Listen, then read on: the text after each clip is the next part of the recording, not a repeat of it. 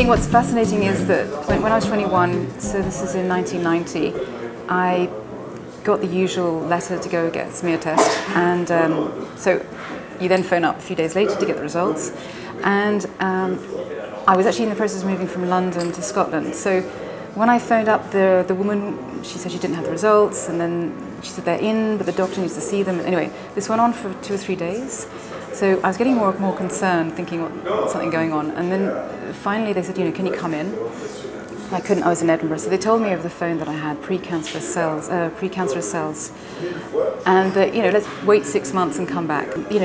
6 months is a long time to wait. Worry, yeah. So I went to go and see another doctor and to get a second opinion. And during that session, I asked him, how did I get this? And I thought it was due to stress. And he said, well, put it this way, nuns don't get it. So kind of after that, I basically didn't ask any more questions. It was so humiliating. I just, So I then went to see a private doctor, and I had the cells removed. So I had an operation. It was a day thing, and it was done. And since then, I've had a scan every year. And now, when your own daughter that you mentioned earlier, I suppose she's probably a teenager at this point, or she's an adolescent. So does this sort of inform your thinking about the HPV vaccine that's available now?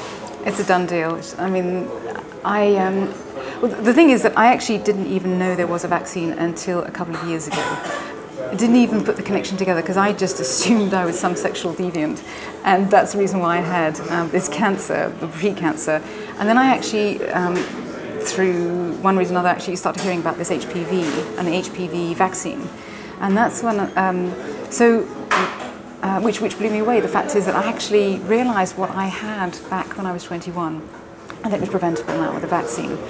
So when I checked to see if it was happening at school, if it was part of the school vaccine program, it wasn't. So this year, I'm afraid my daughter I talked it through with her, but she had no choice. And so we went through the program of getting vaccinated. And why wouldn't you? And what did she think about this? It's funny, I was dreading you might ask me that. She's just, it was one of Mum's, weird things. She did, kids, no, she was absolutely fine about it. I mean, I did explain it to her, like why, hey, you can get a cancer or you can have a vaccine. Yeah, take your pick. Did you tell her your own sort of story?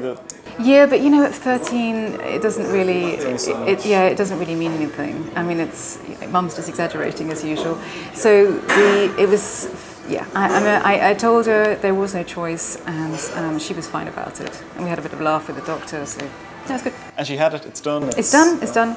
Maybe, I think it's probably because of the personal experience I had, and when I actually put two and two together and realised that I had some virus that could be prevented, I think it's because of my personal story. I mean, absolutely obsessed. I do not want, basically I've carried the guilt or the worry of it coming back ever since. And in fact, it did come back when I was pregnant with Hannah, but it was very, very, it was borderline, and it did actually go away after the pregnancy, but they couldn't do anything when I was pregnant. Okay.